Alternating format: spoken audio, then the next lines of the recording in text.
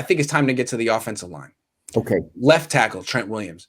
He's the best left tackle in the game. End of story. End of story. He's an A. He's so good. The Niners are paying him in a couple of years, like 27, 28 million a year. He's getting quarterback money because he protects the quarterback. He's that important. A. All right, let's move on. Left guard, Laken Tomlinson. This guy always wins the 49ers Bob McKittrick Award, which goes to the best offensive lineman on the team. It's voted on by the players and the coaching staff. I don't get it. I don't understand why they always honor him. He's so replaceable to me. He's okay. He's not bad, but the Niners pass protection has been an issue for years. He's the one who got Jimmy Garoppolo hurt last year. He's ordinary. I'd give him a C. I agree.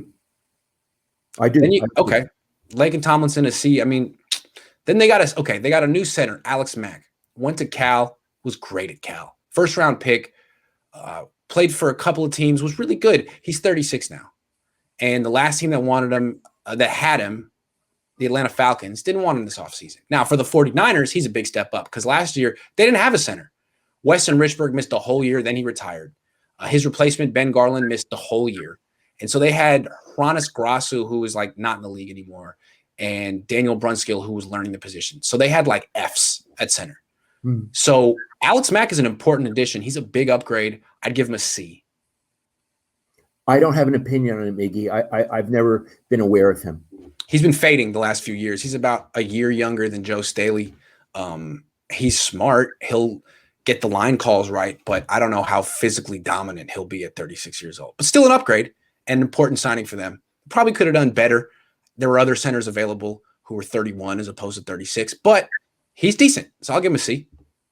All right, let's move on. Hold on.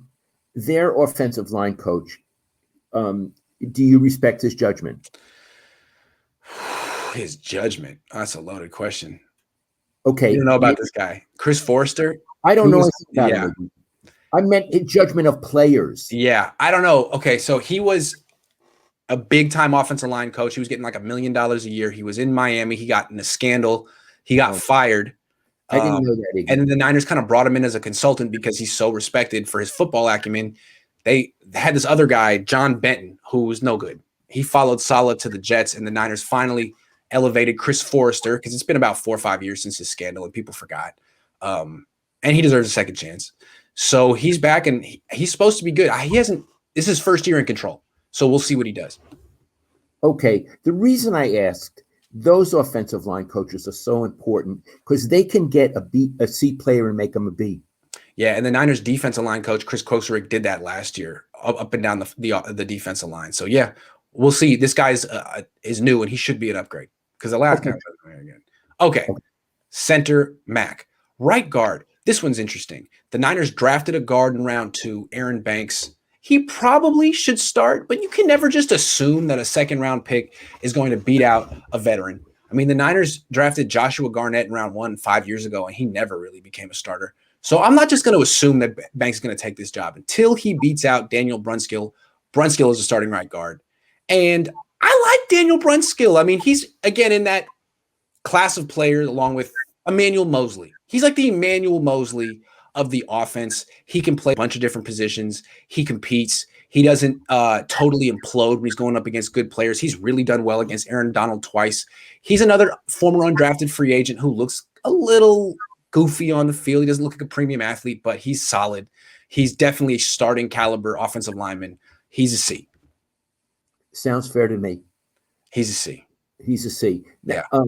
Hold on a minute. So far what we've given them is an A, a C, and a C? Yes. Is that where we're at? Yes. Okay. Okay, now we're getting to Mike McGlinchey. Okay. Mike McGlinchey last year to me was an F. And I say that because he admitted it. I mean, he said he weighed 285 pounds last year. I don't think you can play offensive tackle in the NFL in 2020 and 2021 at 285 pounds. He's not quick. So even at 285 pounds, he was getting beaten around the edge. But he also wasn't strong or powerful. And he was getting pushed back, not just by defensive ends, but by blitzing defensive backs. So 285-pound Mike McGlinchey's an F. and needed to get replaced. He acknowledged that he was too light last year. He acknowledged that he needed to get stronger, and he said he has. He says he weighs 315 pounds. I've seen 315-pound Mike McGlinchey. It's what he was the first 2 years of his career. It's a very good run blocker. A very good run blocker. He fits the Niners scheme perfectly. He's a serviceable, at best, pass protector. I would give him a C. Although it's possible he's worse than that. Okay, let's say this. I agree with the C. I'm not giving up on him. Okay. I think he's a C with the possibility to be a B. Okay. I do think that, with the possibility to be a B. But what I want to get back to now, I think we've given them 1A and 4 Cs. Yes. On the offensive line. Yes. What do you think about that? I think it's a major issue. I think the offensive line is arguably what ruined their season last year. It was the worst offensive line in the league. They led the league in quarterback hits allowed. They got 2 quarterbacks hurt, and they brought in a new They got rid of 2 of the quarterbacks, essentially blamed Mullins and Beathard. They're replacing the 3rd quarterback. Jimmy's going to be replaced sooner or later. And they made some cosmetic changes to the offensive line. They brought in a 36-year-old center, and they drafted a couple of guys who may or may not contribute this year or ever. And they're saying, well, we'll give everyone another shot. Well, I don't know if you agree with this, Iggy, but I feel when you think about units on a team, I feel the offensive line is the most important unit. I do. I think so too. I think you do? I think so too. Yeah. I mean, if the quarterback is the most important position, the quarterback can't play football without an offensive line.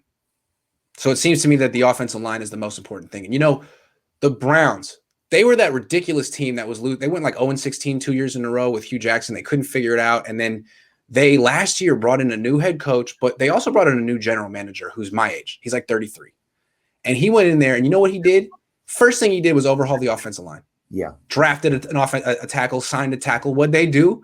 They went to the playoffs, and they're really good. And now they are a really good team because Baker Mayfield has time to throw. Yeah. So remember what's his fit? The Raiders GM told you that one time, Reggie McKenzie. What did he say? The big people let the little people play football. Yeah, he did tell me that. That's a good line. He was quite a bright guy. Yes. Still is quite a bright guy. Yes. We're being as realistic as we can be, Iggy, given these grades all around the team. The grades, essentially, it's a C line, except for the left tackle. Essentially, it's a C line. But they do have the best left tackle in the league, and the left tackle is the most important position. So as a unit, theoretically, it should be better than it should be in the B range. But as we saw last year, Trent Williams' great individual play doesn't necessarily rub off on others. He kind of does his job while the other people do theirs, so to speak. Well, I just think as we've gone through that unit, it's troubling. It's the only place. Well, there's one other place I think it's troubling, but the only place we've gotten to so far that's troubling. Let's move on. Yeah.